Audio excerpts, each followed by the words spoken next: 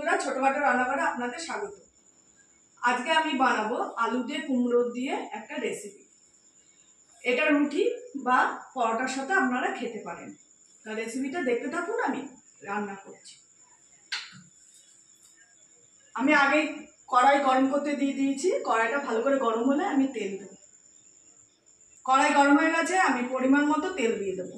বেশি তেল আমি এই তরকারিটায় ব্যবহার করবো না, যেহেতু রুটি আর পরোটায় ব্যবহার হবে, খাওয়া হবে।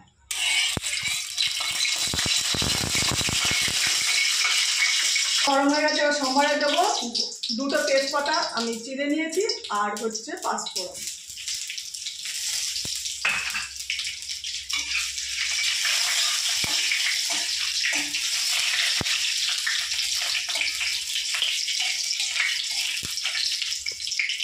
এবার আমি আলু আর কুমড়োটা দিয়ে দেবো।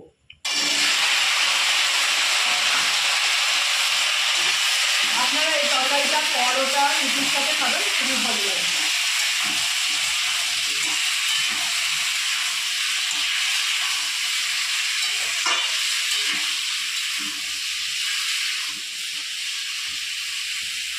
আমি 1 টেবিল চামচ লবণ দেব। এবার এখানে জিরের গুঁড়ো, লঙ্কার গুঁড়ো আর হলুদ রাখা আছে, আমি জলে মিক্সড করে নেব। ভালো করে মিশিয়ে ফাটিয়ে নেব, নিয়ে আমি আলু কুমড়োর মধ্যে দিয়ে দেবো।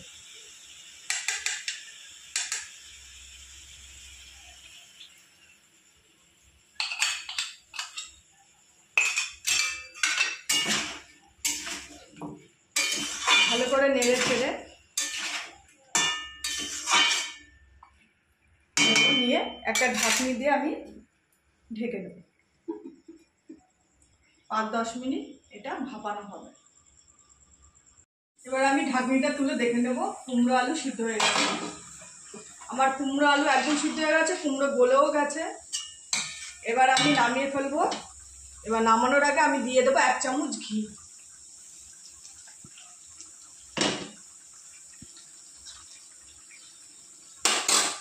আর দিয়ে দেবো গুঁড়ো শুকনো এই ছাই গরম মশলা।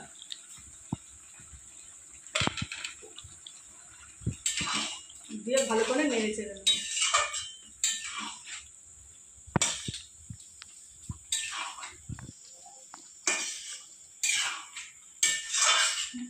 এরকম আলু দিয়ে কুমড়ো দিয়ে আপনারা রেসিপিটা বানিয়ে খাবেন, নিরামিষ, খুবই ভালো লাগবে।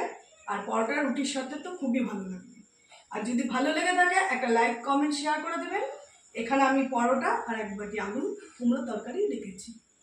আর যদি চ্যানেলটি ভালো লেগে থাকে অতি অবশ্যই একটা সাবস্ক্রাইব করে দেবেন। নমস্কার।